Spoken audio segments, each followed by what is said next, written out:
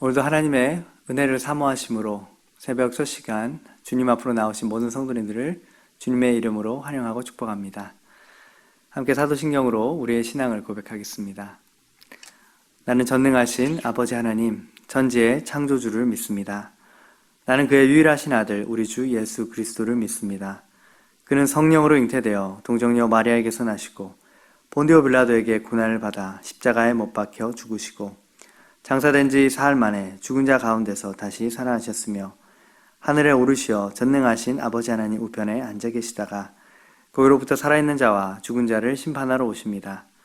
나는 성령을 믿으며 거룩한 공교회와 성도의 교제와 죄를 용서받는 것과 몸의 부활과 영생을 믿습니다.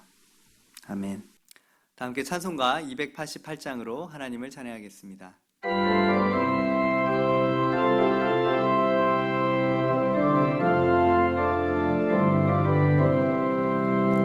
예수를 나의 구주 삼고 성령과 피로써 거듭나니 이 세상에서 내 영혼이 하늘의 영광 누리도다.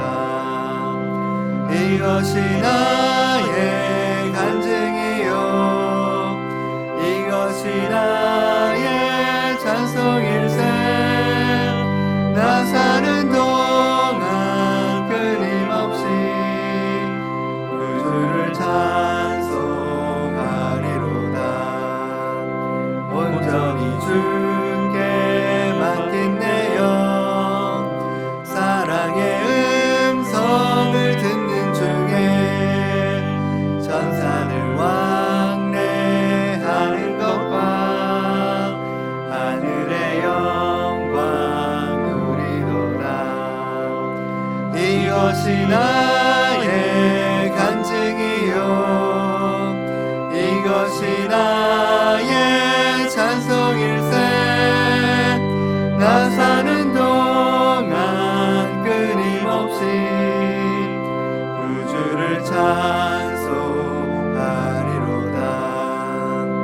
주 안에 기쁨 누림으로 마음의 풍랑이 잔잔하니 세상과 나는 간 곳 없고 구속한 주만 보이도다.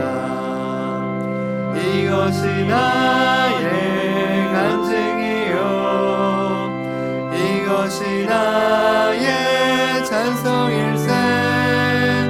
나 사는 동안 끊임없이 구주를 찬송하리로다.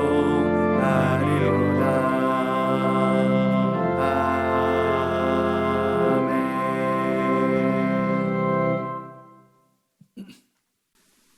하나님 감사합니다. 주님 오늘도 주님의 은혜 앞에 저희가 나아왔습니다. 오늘도 하늘에 양식을 내려주시고 하늘에서 내려오신 산떡이신 예수 그리스도로 하루를 살아가게 하여 주시옵소서. 지혜와 계시형을 주사 하나님을 알게 하시며 오늘 깨달은 말씀이 우리의 삶의 지표가 되고 매일매일을 걸어갈 우리의 발의 등불이 되게 하여 주시옵소서. 더 말씀 가운데 내 나아갈 길의 빛을 발견하기 원합니다. 어떠한 방향으로 나아가야 할지 오늘도 무엇을 해야 할지 주께서 깨달아 알게 하시며 말씀대로 살아갈 능력과 힘을 더하여 주시옵소서. 오늘도 주께서 우리의 심령에 말씀하실 그 음성을 기대하며 나아갑니다. 주여 말씀하옵소서. 예수 그리스도의 이름으로 기도합니다. 아멘. 하나님께서 오늘 우리에게 주시는 말씀은 고린도전서 3장 9절에서 17절 말씀입니다. 고린도전서 3장 9절에서 17절 말씀을 제가 봉독해 드리겠습니다. 우리는 하나님의 동역자들이요 너희는 하나님의 밭이요 하나님의 집이니라. 내게 주신 하나님의 은혜를 따라 내가 지혜로운 건축자와 같이 터를 닦아두매 다른 이가 그 위에 세우나 그러나 각각 어떻게 그 위에 세울까를 조심할지니라. 이 닦아둔 것 외에 능히 다른 터를 닦아둘 자가 없으니 이 터는 곧 예수 그리스도라. 만일 누구든지 금이나 은이나 보석이나 나무나 풀이나 지프로 이 터 위에 세우면 각 사람의 공적이 나타날 터인데 그날이 공적을 밝히리니 이는 불로 나타내고 그 불이 각 사람의 공적이 어떠한 것을 시험할 것입니다. 만일 누구든지 그 위에 세운 공적이 그대로 있으면 상을 받고 누구든지 그 공적이 불타면 해를 받으리니 그러나 자신은 구원을 받되 불 가운데서 받은 것 같으리라. 너희는 너희가 하나님의 성전인 것과 하나님의 성령이 너희 안에 계시는 것을 알지 못하느냐. 누구든지 하나님의 성전을 더럽히면 하나님이 그 사람을 멸하시리라. 하나님의 성전은 거룩하니 너희도 그러하니라. 아멘. 요즘 우리에게 또 세상 많은 사람들에게 있어서 가장 큰 또 핫 이슈가 되는 단어 두 가지를 꼽는다라고 한다면 그것은 바로 부동산과 주식일 것입니다. 코로나로 경기는 어렵고 직장은 불안정하고 또 월 수입이 인상될 가능성은 매우 희박하고 은행 금리는 바닥인 상황에서 어떻게 하면 재산을 증식할 것인가 이러한 고민들을 많은 사람들이 안고 있는데요. 그러한 고민 속에서 각각 갖고 있는 것, 가장 빠른 속도로 재산을 증식할 수 있는 도구로 쓰이는 것이 부동산과 주식 투자일 것입니다. 종부세와 양도세 등 많은 세금 때문에 부동산은 올라도 고민, 또 떨어져도 고민이라고 생각되는 부분도 물론 있는데요. 여러분 중에서는 이렇게 이 지역이 오를 줄 알았더라면 내가 조금 더 무리해서라도 그 땅을 또는 그 집을 샀어야 했는데 라는 생각하고 계신 분들 혹시 계실지 모르겠습니다. 제가 왜 설교 시간에 갑자기 부동산 얘기를 하는가 이런 질문을 가지고 계신 분도 계실 텐데요. 그 이유는 오늘 말씀이 부동산에 대한 말씀이기 때문입니다.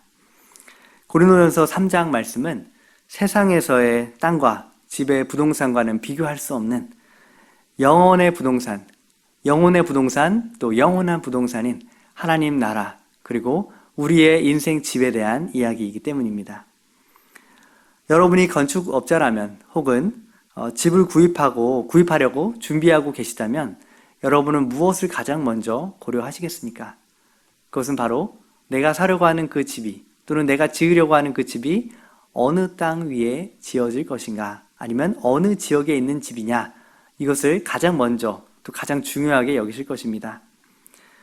왜냐하면 같은 평수의 집 또 같은 평수의 아파트를 할지라도 그 집이 어디에 지어지느냐 아니면 어느 지역에 있느냐에 따라서 그 집값은 천차만별이기 때문입니다. 이 땅에서의 땅값은 주변에 지하철역이 있냐, 교통이 편리하냐, 재개발의 가능성이 있느냐, 아니면 서울로의 접근성이 얼마나 좋으냐, 기타 등등에 따라서 그 집값이 오르기도 하고 떨어지기도 하는데요. 하지만 우리 영혼의 부동산은 그 기준이 무엇일까요? 그것은 바로 예수 그리스도라는 터 위에 지어져 있느냐 아니면 이 세상이라는 터 위에 지어져 있느냐 이것이 그 부동산을 또 우리의 인생을 평가하는 가장 중요한 기준이 됩니다. 우리 인생 부동산의 가장 큰 기준은 그 기초가 어디 있는가입니다. 여러분의 인생의 기초는 어디 위에 세워져 있으십니까? 하나님 앞에서 우리의 인생 기초는 딱 두 가지밖에 없습니다. 예수 그리스도라는 터 위에 세워져 있든지 이 세상 위에 세워져 있든지 둘 중에 하나입니다. 이 세상의 가치관과 기준 위에 우리의 인생의 기초를 두고 있다면 인생 최대의 목표는 이 땅에서 최대한 성공하는 것이고 풍족한 삶을 부족함 없이 누리는 것일 것입니다. 하지만 예수 그리스도를 나의 인생의 기초로 두고 사시는 분이시라면 삶의 목표와 방향이 하나님 나라를 이 땅에 어떻게 이루어갈 것인가, 하나님의 뜻에 어떻게 순종할 것인가에 맞추어져 있어야 합니다. 어떤 사람이 예수 그리스도를 인생의 기초로 두고 사는 사람입니까? 자신의 죄를 회개하고 나의 모든 죄값을 대신 담당하셔서 나를 위해 십자가에 죽으시고 부활하신 예수 그리스도를 나의 주, 나의 하나님으로 영접하고 하나님의 자녀가 된 사람들이 예수 그리스도를 인생의 기초로 살아가는 사람들입니다. 예수님을 믿고 영접하는 순간부터 여러분은 예수 그리스도라고 하는 엄청난 땅, 엄청난 기업을 상속받은 분들이십니다. 여러분은 더 이상 강남이나 명동에 또는 서울에 굉장히 오르는 어떤 지역에 땅을 가진 땅 부자들 또는 건물을 소유한 건물주를 부러워하실 필요가 전혀 없으십니다. 왜냐하면 이 세상 그 어떤 가치와 비교할 수 없는 예수 그리스도라는 터를, 그 땅을 여러분은 상속받게 되셨기 때문입니다. 여러분께서 엄청난 가치를 지닌 땅을 상속받았다면 그 땅 위에 이제 무엇을 하시겠습니까? 땅이 좋으니까 이 땅을 그냥 가지고만 있자. 가지고만 있어도 땅값이 오를 텐데 뭐. 이렇게 생각하는 분 계십니까? 아니면 서울같이 좋은 지역에 땅을 얻었으니까 주차할 곳도 없다고 하는데 그냥 주차장으로 쓰지 뭐. 물론 주차장으로 주차 수입을 올리실 수도 있습니다. 하지만 땅의 가치를 최대한으로 극대화시킬 수 있는 가장 효율적인 방법이 무엇입니까? 바로 건물을 짓는 것이죠. 비싼 땅이 있다면 그 땅 위에 세워지는 건물은 굉장히 비싼 값어치를 하는 건물로 세워질 수 있기 때문입니다. 그런데 이 하나님께서 예수 그리스도를 믿는 인생, 우리에게 예수 그리스도라는 엄청난 가치를 지닌 땅을 주셨습니다. 그리고 이제는 우리의 인생이 어떠한 건물로 지어져야 하는지에 대해서도 구체적으로 말씀해 주셨습니다. 우리의 인생 건물의 용도가 무엇인지를 말씀해 주셨는데요. 고린도전서 3장 9절 그리고 16절 말씀을 보면 우리는 하나님의 동역자들이요 너희는 하나님의 밭이요 하나님의 집이니라. 16절 말씀 너희는 너희가 하나님의 성전인 것과 하나님의 성령이 너희 안에 계시는 것을 알지 못하느냐. 고린도전서 6장 19절에서 20절에도 동일한 말씀이 나오는데요. 너희 몸은 너희가 하나님께로부터 받은 바 너희 가운데 계신 성령의 전인 줄을 알지 못하느냐.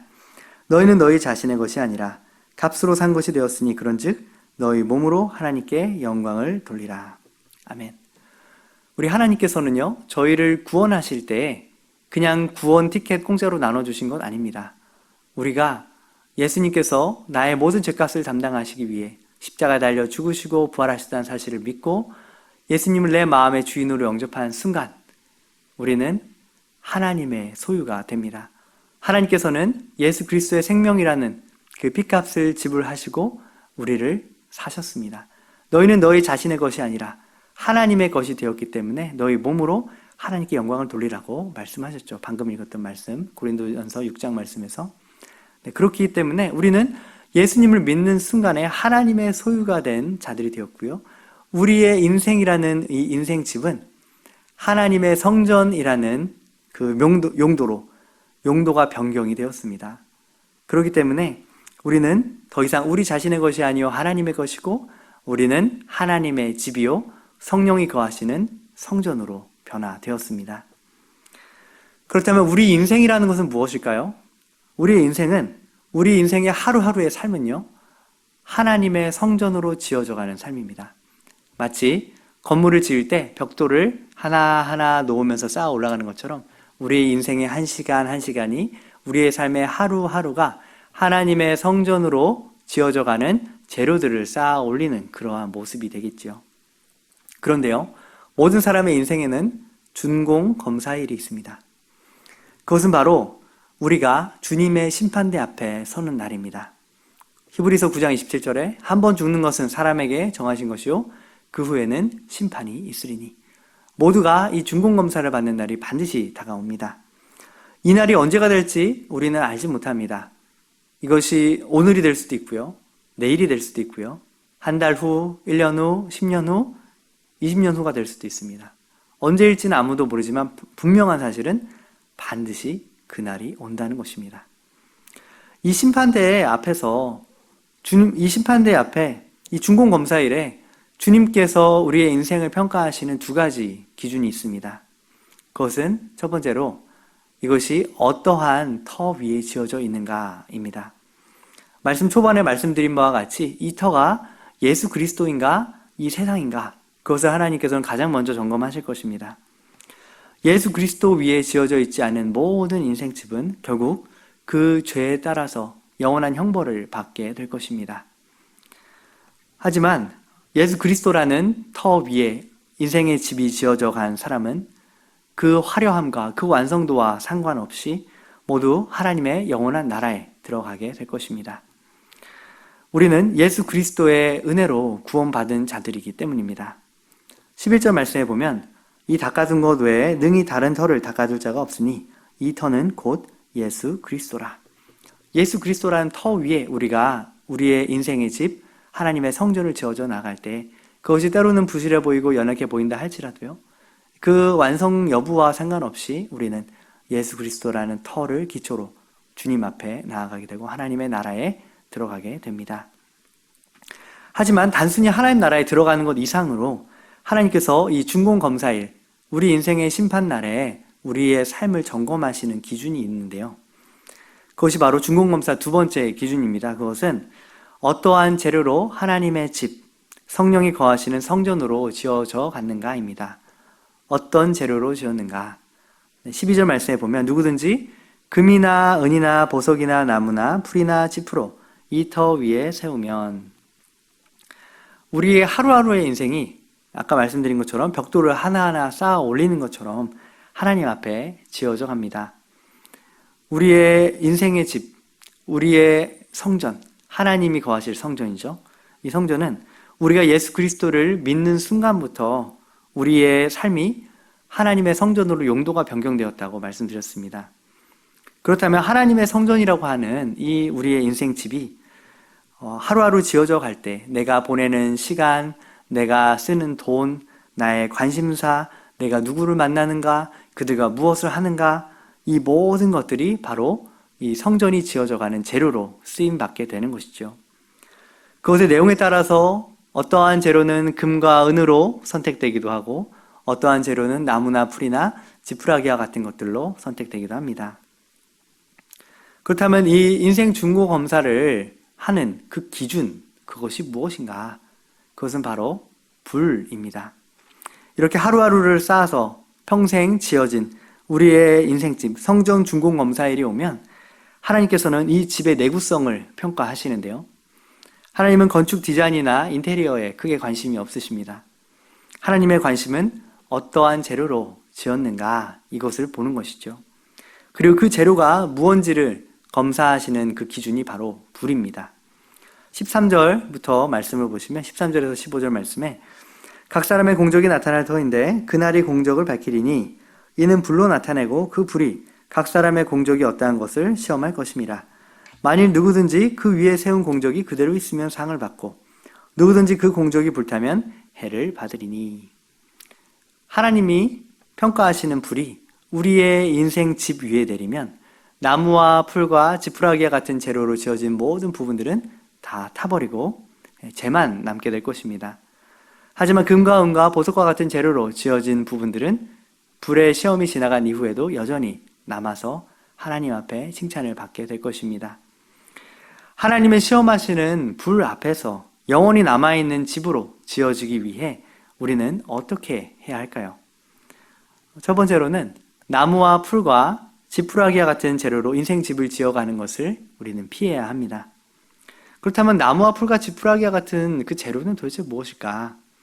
베드로전서 1장 24, 25절 말씀을 보면 그러므로 모든 육체는 풀과 같고 그 모든 영광은 풀의 꽃과 같으니 풀은 마르고 꽃은 떨어지되 오직 주의 말씀은 세세토록 있도다 하였으니 너에게 전한 복음이 곧 이 말씀이니라. 우리 인생이 이 풀과 같고 이 꽃과 같이 시들어지고 말라져 없어지는 것과 같다라고 말씀하시는데요. 이 없어지는 영광과 같은 것이 도대체 뭔가?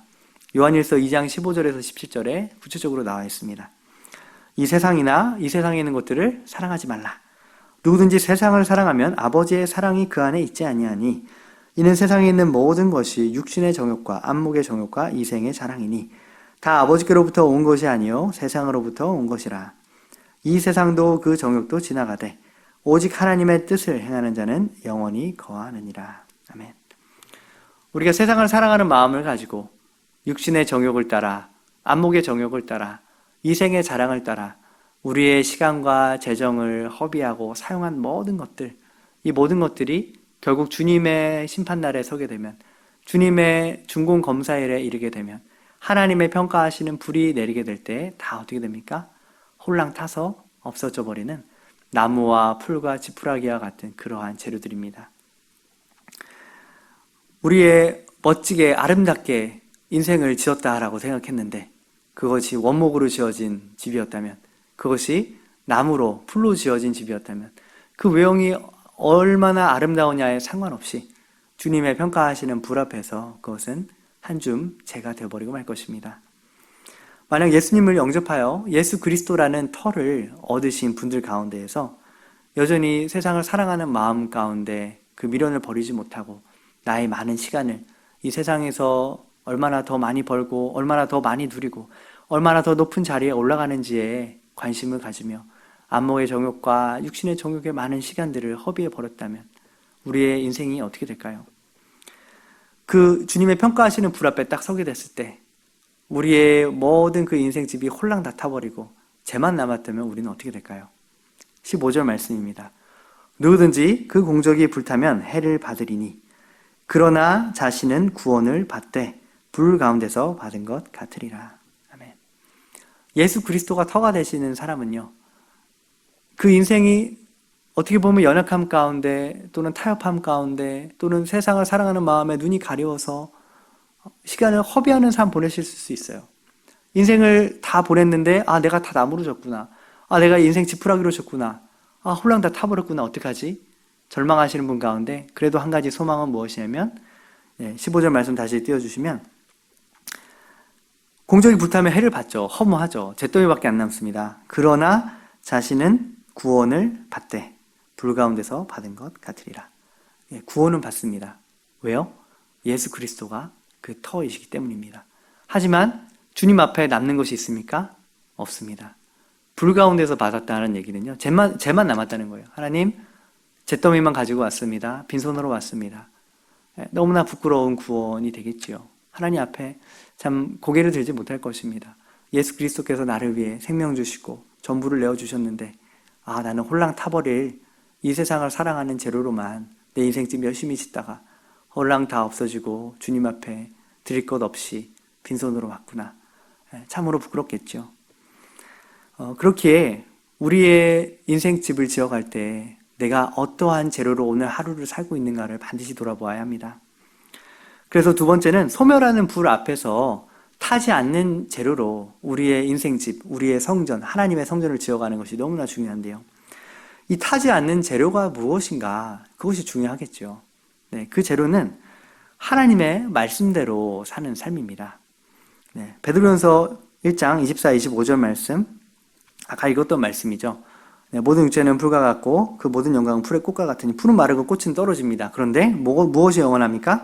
오직 주의 말씀은 세세토록 있도다. 주님의 말씀이 세세토록 있고요. 주님의 복음이 영원합니다.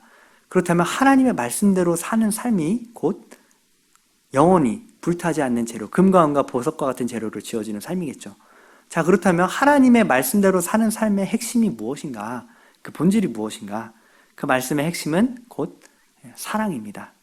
그 사랑, 고린도전서 13장 8절 말씀에 사랑은 언제까지나 떨어지지 아니하되 예언도 패하고 방언도 그치고 지식도 패하리라. 그런즉 믿음, 소망, 사랑 이 세 가지는 항상 있을 것인데 그 중에 제일은 사랑이라. 사랑은 영원하죠. 그리고 마태복음 22장 36절에서 40절 말씀에도 보면 한 율법학자가 예수님께 와서 질문하죠. 어느 계명이 가장 크니까? 그때 예수님께서 말씀하시죠. 여러분과 제가 잘 알고 있는 말씀인데요. 마음을 다하고 목숨을 다하고 뜻을 다하여 주 너희 하나님을 사랑하고 내 이웃을 내 몸과 같이 사랑하라는 이 말씀이 온 율법과 선지자의 강령이다. 이것은 구약의 모든 율법, 하나님의 말씀의 모든 율법의 본질, 핵심은 하나님을 사랑하는 것이고 이웃을 사랑하는 것이다. 그래서 우리의 인생에 있어서 타지 않는 재료로, 영원한 재료로 지어진다라는 것은 이처럼 사랑으로 지어지는 삶, 하나님을 사랑하고 이웃을 사랑하는 삶으로 지어지는 인생입니다. 그렇다면 하나님을 사랑한다라는 그 삶의 내용이 무엇일까? 여러 가지가 물론 있을 것입니다. 그런데 그 중에서도 좀 자세히 살펴보면 주님을 위해 아낌없이 허비되는 인생, 그것이 바로 하나님을 사랑하는 인생입니다. 마태복음 26장에 보면 여러분이 잘 아시는 향유 옥합 이야기가 나오는데요. 거기도 보면 한 여자가 7절에 매우 귀한 향유 한 옥합을 가지고 나와서 식사하시는 예수님의 머리에 부으니 제자들이 보고 분개하여 이르되, 막 화를 내는 거죠. 무슨 의도로 이것을 허비하느냐. 화가 난 거예요. 왜 화가 났습니까? 그 엄청난, 그죠? 엄청난 비용. 1년 300데나리온이라는 표현이 나오는데요. 300데나리온이면 300일치 품삯입니다. 1년 연봉인 거죠. 네, 1년 연봉, 1인, 노동자의 1년 연봉을 생각했을 때 3천만 원. 네, 3천만 원짜리 향유옥합을 깨가지고 예수님께 부어버린 거예요.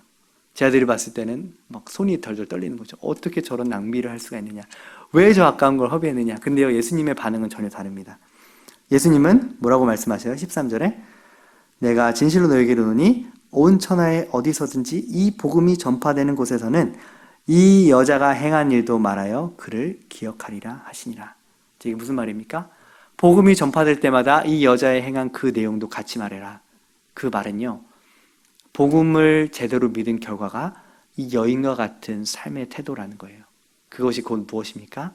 주님을 위해 아낌없이 허비되는 인생을 사는 것입니다. 세상 사람들이 이해할 수 없을지 모릅니다. 제자들도 이해 못했어요. 어떻게 그 값비싼 거를 그냥 그렇게 쏟아 버릴 수가 있냐. 아무리 예수님한테 부른다고 해도 그거 아깝지 않냐. 세상 사람들이 우리의 모습을 봤을 때요, 우리의 인생이 너무나 허비되는 것처럼 보일 수 있습니다. 아우, 예수 믿어도 적당히 믿어야지 무슨 자기 인생을 바치냐. 그런데요, 우리 주님이 기대하시는 주를 위한 사랑의 삶은요, 우리의 인생을 주를 위해 허비해 드리는 것입니다. 우리가 예배의 자리로 나아갑니다. 기도의 자리로 나아갑니다. 주의 말씀을 묵상하는 자리로 나아갑니다. 그 앞에 머무르는 그 모든 시간들, 주님 앞에 드려지는 많은 예물들, 또 재물들, 세상 사람들이 봤을 때는 미쳤다고 하죠. 아니, 왜 그 아까운 걸 거기다가 바치냐. 왜 그 아까운 시간을 그렇게 들이냐. 왜 네 인생을 그렇게 낭비하냐. 이렇게 말할 수 있어요. 하지만 우리는 우리 인생을 허비하여 주 앞에 드림으로 주님을 사랑한다라는 것을 우리가 표현하고 있는 것이죠. 주님이 그것을 기뻐하십니다. 내가 소중히 여기는 것. 너희 보물이 있는 곳에 너희 마음이 있다. 우리가 우리의 보물을 하나님께 드릴 때 누구에게 마음이 있는 거예요? 하나님께 마음이 있는 거죠. 하나님 사랑하는 겁니다. 나에게 가장 소중한 것 두 가지 꼽는다면 뭐예요? 나의 시간과 재물이죠. 내가 어디에 시간을 드리고 있는가, 내가 어디에 나의 재물을 쓰고 있는가, 그것이 내가 소중히 여기는 것이고 내가 사랑하는 대상입니다. 여러분, 자녀를 사랑하면 자녀에게 투자하는 것, 자녀 교육에 쓰는 것 아깝지 않죠. 유학도 보낼 수 있고요. 돈이 있다면 유학도 보낼 수 있고, 또는 학원도 보낼 수 있고, 필요하다면 모든 필요한 그 재정적 지원들 아낌없이 다 합니다. 왜 그거 할 수 있어요? 사랑하니까 할 수 있는 거예요. 사랑하니까 돈 쓸 수 있죠. 사랑하니까 내 시간 다 내줄 수 있는 겁니다. 그렇죠? 그런데 우리가 주님을 사랑하는 것이 어디에서 드러납니까? 주를 위해서 허비되는 삶의 자세에서 드러나는 거예요. 나는 주님께 드리는 시간 아까워하지 않는가? 나는 주님께 드리고 있는 재정을 아까워하고 있지는 않는가? 그 안에서 내 마음이 드러나는 것이죠. 주님을 사랑한다면 주님을 위해 허비되는 삶을 사는 것, 그것이 곧 마음과 뜻과 힘을 다해 주님 사랑하는 삶의 내용입니다. 또한 이웃을 사랑한다는 것, 그것이 어떠한 내용인가?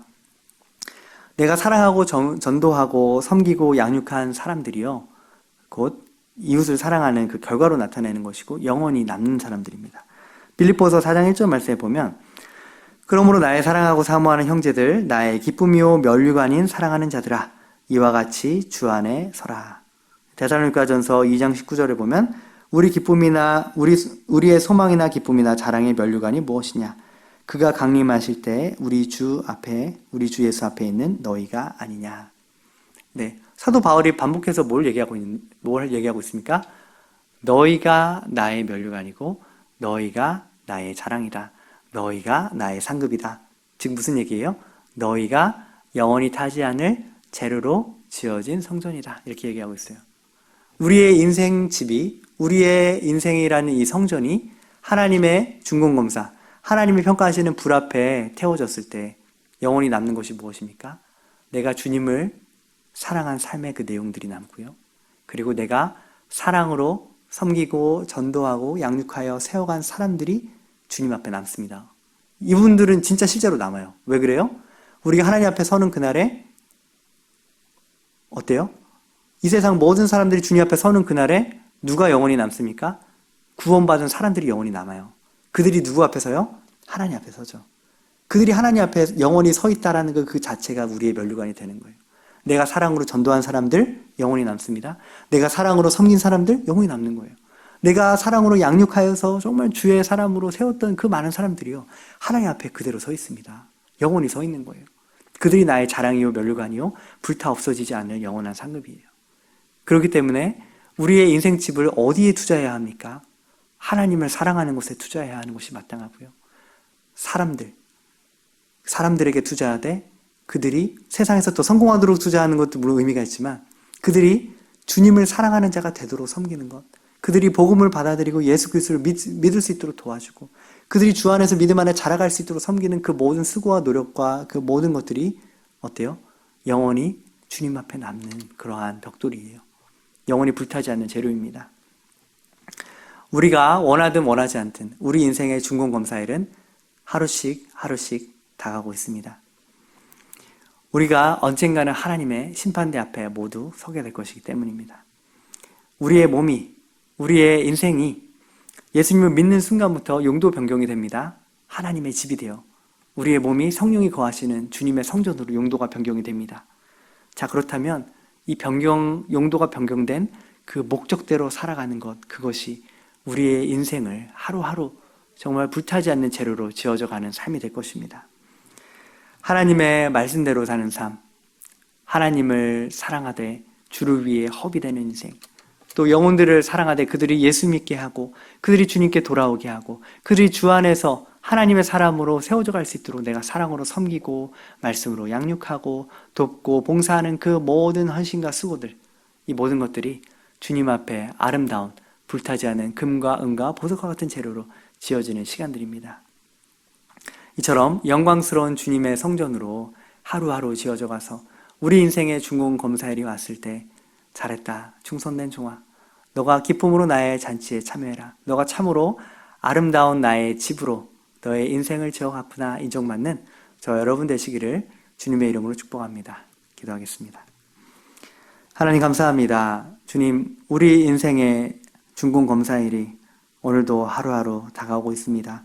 우리가 언제 주 앞에 서게 될지 알지 못하지만 우리의 삶이 주님 앞에 서는 그날에 주님의 평가하시는 불로 평가될 줄을 믿습니다. 우리에게 영원히 타지 않는 기초가 되시는 예수 그리스도라는 터를 허락하여 주시니 감사합니다. 그 터 위에 너희는 하나님의 집이라, 너희의 몸은 성령님이 거하시는 거룩한 성전이라 말씀하여 주신 주님 감사합니다. 우리가 주님의 성전입니다. 이제는 우리의 매일의 삶이 주님의 아름다운 성전으로 지어져가는 삶이 되게 하여 주시고 나무와 풀과 지푸라기와 같은 세상을 사랑하는 마음, 육신의 정욕과 안목의 정욕과 이생의 자랑으로 낭비되는 인생 되지 않게 하여 주시고 하나님을 마음과 뜻과 힘을 다해 사랑함으로 주를 위해 기꺼이 허비되는 인생, 또한 하나님 주께서 맡겨주신 영혼들을 사랑하고 전도하고 그들을 주 안에서 섬기고 양육하여 하나님 안에서 장성한 자로 세워가는 영광스러운 일에 우리의 인생을 기꺼이 드리게 하여 주시옵소서. 그래서 주님의 평가하시는 불 앞에서 아름다운 주의 성전으로 인정받는 저희 모두가 되게 하여 주시옵소서. 이제는 우리 주 예수 그리스도의 은혜와 하나님 아버지의 크신 사랑과 성령님의 교통하심이 오늘도 주님의 거룩한 성전으로서 영원히 불타지 않는 사랑의 재료로 주 앞에 아름답게 지어져 가기를 결단하는 주님의 귀한 권속들 머리 위에 이제부터 영원까지 함께 하시기를 간절히 축원하옵나이다. 아멘. 함께 각자의 자리에서 기도하심으로 주님 앞으로 나아가시겠습니다. 기도하시겠습니다.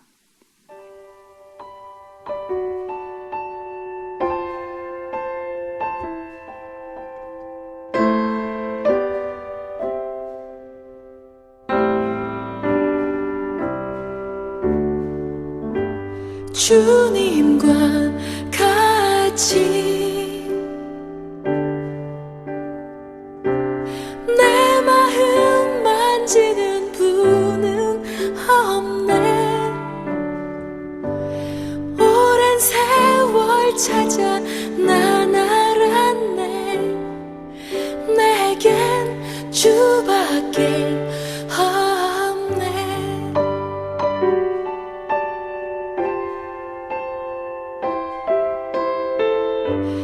주님과 같이 내 마음 만지는 분은 없네. 오랜 세월 찾아 난 알았네. 내겐 주밖에 없네. 주자비 강같이 흐르 가지려 하네. 고통받는 자녀 품으시니